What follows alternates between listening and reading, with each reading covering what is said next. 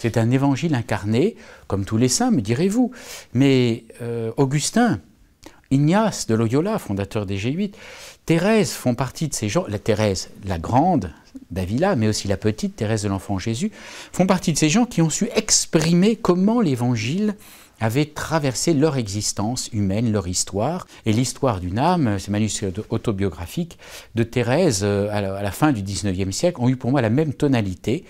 L'expérience à tâtons à travers ses faiblesses, et je pense très particulièrement aux faiblesses physiques, mais surtout psychologiques, héritage probablement de ses parents, de la petite Thérèse, m'ont montré, c'est comme un partage, comme un ami un soir pourrait venir vous voir chez vous ou autour d'un verre de bière et vous partager comment le Seigneur fait des merveilles dans sa vie, mais dans une histoire qui est traversée de faiblesses et vraiment de sentiments très forts que nous sommes des petits riens. Voilà.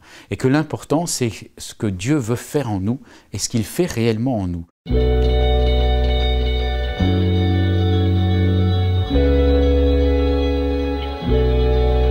Devenu évêque, il y a 4 ans aujourd'hui, et n'ayant pas guère confiance dans mes propres forces, eh bien je me suis dit tout de suite, il faut que je m'appuie sur la grâce de Dieu. Mais parfois, à tort, très certainement, Dieu peut paraître un petit peu lointain. Et donc j'ai choisi 3 piliers, 3 petits pieds, 3 frères pour mon épiscopat.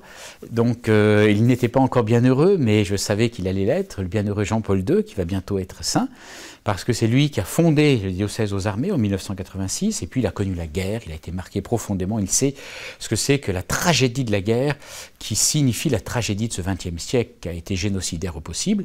J'ai choisi le bienheureux Charles de Foucauld, qui fut militaire, bien sûr, donc un bienheureux Saint-Cyrien, et ça marque nos soldats.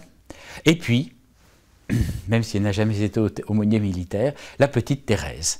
Et donc, chez moi, sur mon oratoire, j'ai 3 photos, voilà, du bienheureux Jean-Paul II, du bienheureux Charles de Foucauld et de Sainte Thérèse de l'Enfant Jésus. J'aime parler plus qu'à des statues, à ces visages, à ces photos qui me renvoient à une humanité chargée de Dieu. Voilà.